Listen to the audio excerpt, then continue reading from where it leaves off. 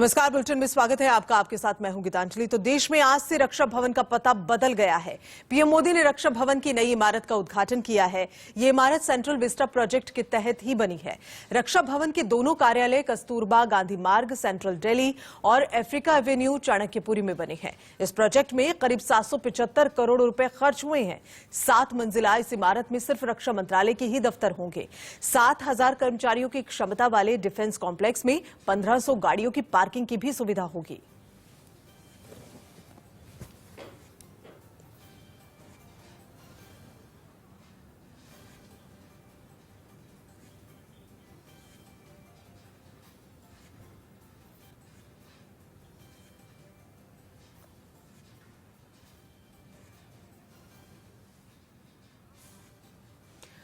तो 775 करोड़ की लागत से ये रक्षा भवन बना है। आज से बदल गया है रक्षा भवन का पता। और अब से कुछ ही देर पहले प्रधानमंत्री नरेंद्र मोदी को आप सुन रहे थे, जिसमें उन्होंने कहा है कि हमने कामकाज की नई शैली जो है उसे अपनाया है। वक्त से पहले ही डिफेंस कॉम्प्लेक्स का काम जो है वो पूरा हुआ है। और खास बात यह है कि जो काम आजादी के बाद होना चाहिए था वो काम अब हुआ है। तो नरेंद्र मोदी प्रधानमंत्री, देश के प्रधानमंत्री, इन सब बातों को कहते नजर आए। सेंट्रल विस्टा प्रोजेक्ट पर भ्रम फैलाने की जो कोशिश है वो भी हुई है, ये भी उन्होंने कहा है। और साथ ही उन्होंने ये भी कहा है कि सच सामने आते ही विरोधी चुप हो गए। और इस खास मौके पर प्रधानमंत्री नरेंद्र मोदी ने क्या कुछ कहा, जरा एक नजर डाल लेते। मंत्रिमंडल के मेरे वरिष्ठ सहयोगी श्रीमान राजनाथ सिंह जी, हरदीप सिंह पुरी जी, अजय भट्ट जी, कौशल किशोर जी,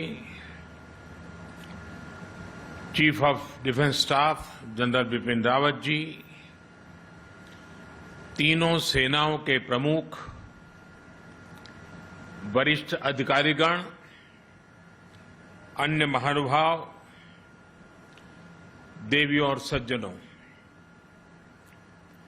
आजादी के 75वें वर्ष में आज हम देश की राजधानी को नए भारत की आवश्यकताओं और आकांक्षाओं के अनुसार विकसित करने की तरफ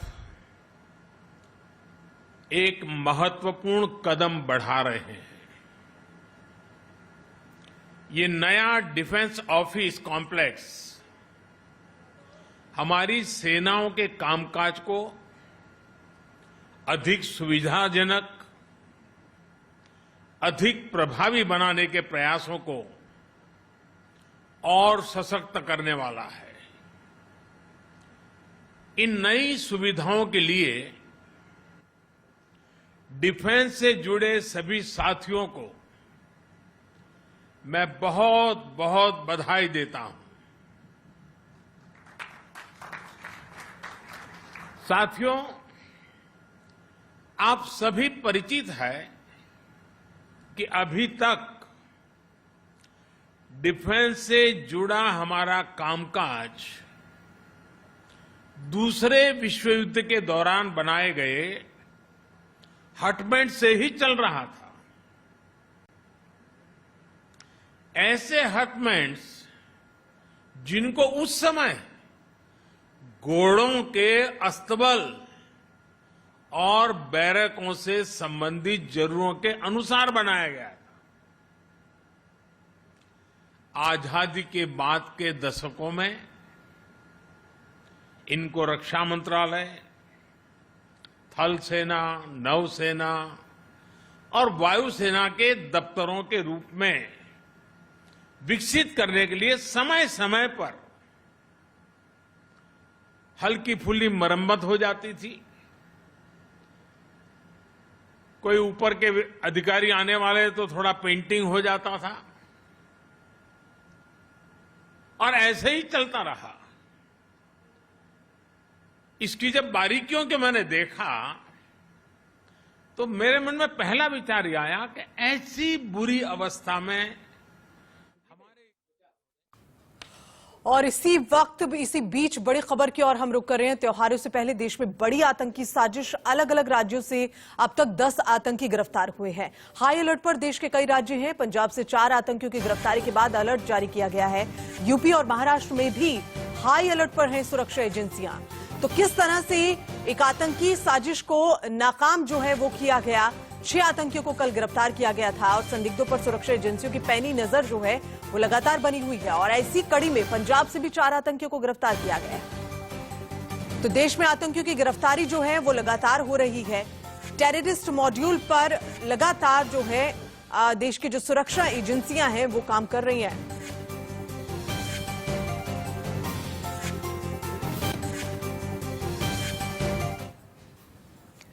और देश में आतंकियों की गिरफ्तारी और टेररिस्ट मॉड्यूल पर इंडिया न्यूज ने गृह राज्य मंत्री अजय कुमार मिश्रा से एक्सक्लूसिव बातचीत की थी। जरा देखिए।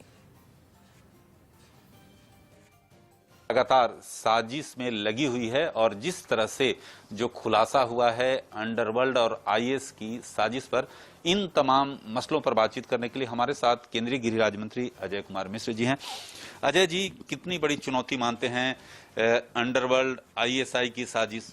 देखिए, हमने प्रत्येक अंतर्राष्ट्रीय मंच पर भी इस बात को कहा है कि पाकिस्तान और पाकिस्तान की खुफिया एजेंसी और आतंकवादी संगठन मिलकर के लगातार पाकिस्तान के संरक्षण में ऐसे प्रयास करते रहे हैं जिससे हमारे देश में अस्थिरता और आतंकवाद फैले और यहाँ के हमारे देश और देश के लोगों का नुकसान हो।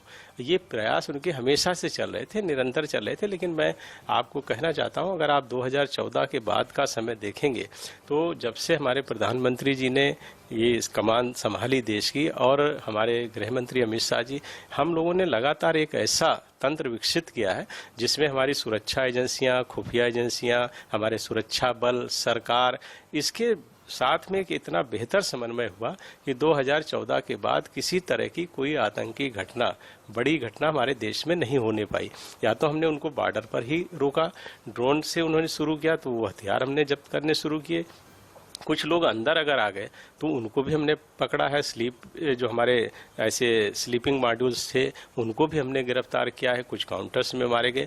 इस तरह से और हमने एयर स्ट्राइक भी किया। इस तरह से आतंकवाद की पूरी तरह से हमने कमर तोड़ दी और हमारे देश में कोई बड़ी घटना नहीं होने पाई। लेकिन जो इस तरह के तत्व होते हैं वो निरंतर प्रयास करते हैं। अब उन्होंने एक उसका माफिया का नाम आ रहा है, उसके माध्यम से ऐसी कोशिश की है। कुछ हमारे देश के ऐसे लोग जो बाहर विदेशों में काम करते थे, उस चैनल से, मस्कट है, दुबई है, ऐसे चैनल से उन्होंने आने का प्रयास किया। और इस वक्त की बड़ी खबर आपको बता रहे हैं, पीएम मोदी की अमेरिका की यात्रा से पहले एक बड़ा खुलासा हुआ है। खालिस्तानी और कश्मीरी अलगाववादियों में गठजोड़ हुआ है। अमेरिकी थिंक टैंक की रिपोर्ट में ये बड़ा खुलासा हुआ है। रॉ पहले ही केंद्र सरकार को इसके लिए रिपोर्ट भेज चुका है और आतंकियों से खालिस्तान के संबंध भी इस रिपोर्ट में बताया है रॉ ने। तो इस वक्त बड़ी खबर आपको बता रहे हैं, सरकार को रिपोर्ट भेजी रॉ ने और इससे पहले भी ये रिपोर्ट भेजी थी। आतंकियों से खालिस्तान के संबंध की बात इस रिपोर्ट में कही गई है।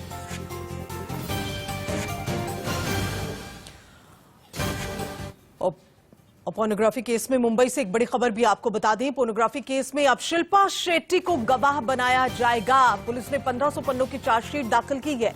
चार्जशीट में 43 लोगों को पुलिस ने गवाह बनाया है, जिसमें शलीन चोपड़ा, सेजल शाह को गवाह बनाया है। और आइए सीधा रुक करें, सृष्टि हमारे साथ में बनी हुई है, लगातार अपडेट हमें देंगी। सृष्टि, अब इस पूरे मामले में एक नया जो मोड़ है वो आ गया है। शिल्पा शेट्टी गवाह बनेंगी और इसके अलावा कई लोग अन्य हैं जिन्हें गवाह बनाया जाएगा। फिलहाल पूरी खबर पर ताजा जानकारी क्या कुछ आपके पास? जी बिल्कुल, जब से ये मामला जो है सामने आया है, राज कुंद्रा का पोर्नोग्राफी जो मामला है वो बहुत जो ऐसा कह सकते हैं कि 3 महीने हो चुके हैं, 3 महीने से भी ज्यादा हो चुके हैं और इस दौरान कई बड़े खुलासे हो चुके हैं। और हालांकि शिल्पा शेट्टी से भी मुंबई क्राइम ब्रांच ने जब उनके घर पर रेड की थी तो उनसे भी पूछताछ किया गया था।